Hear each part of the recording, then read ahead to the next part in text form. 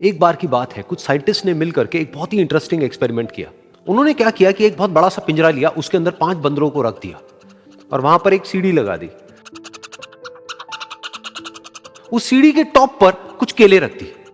फिर उन साइंटिस्ट ने क्या किया कि जैसे ही कोई भी बंदर उस सीढ़ी पर चढ़ता केलों तक पहुंचने के लिए, तो ऊपर से ठंडे पानी की बारिश करने लग जाते। तो जैसे ही वो ठंडा पानी गिरता उस बंदर के ऊपर जो कि सीढ़ी पर चढ़ रहा था, वो फटाफट से नीचे आता तो पानी बंद हो जाता। फिर दोबारा से कोई और बंदर उस सीढ़ी पर चढ़ता उन केलों तक पहुंचने के लिए, दोबारा से यही होता। दोबारा से ऊपर से ठंडे पानी की बारिश होती, वो बंदर जैसे ही नीचे आता दोबारा से बारिश बंद हो जाती। तो बंदरों ने इसका मतलब यह निकाला कि जैसे ही कोई भी सीढ़ी पर चढ़ता है तो ऊपर से ठंडा पानी गिरता है।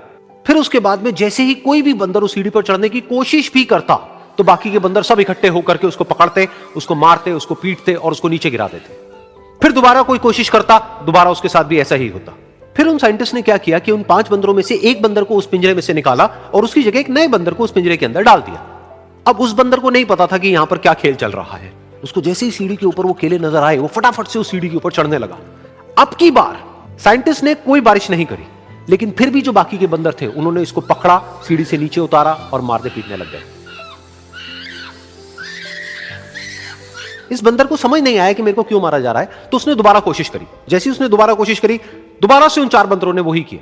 तो अब इस नए बंदर के दिमाग में क्या बैठ गया कि सीढ़ी पर चढ़ना मना है, अगर सीढ़ी पर चढ़ते हैं तो मार पड़ती है। उस सीढ़ी पर चढ़ना क्यों मना है और क्यों मार पड़ती है वो उसको नहीं पता था, बट उसके दिमाग में यह बैठ गया कि इस सीढ़ी पर नहीं चढ़ना है, ना किसी को चढ़ने देना है। फिर दोबारा से उन साइंटिस्ट ने क्या किया कि जो पुराने 4 बंदर थे उसमें से एक बंदर को निकाला और एक नए बंदर को उसकी जगह पर डाल दिया।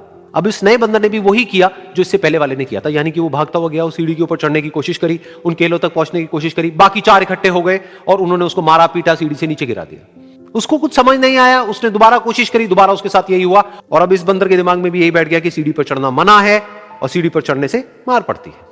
फिर साइंटिस्ट ने एक एक करके जो पुराने 3 बंदर बचे हुए थे उसमें से भी एक एक करके उन बंदरों को निकाला और उनकी जगह पर 3 नए बंदर आ गए।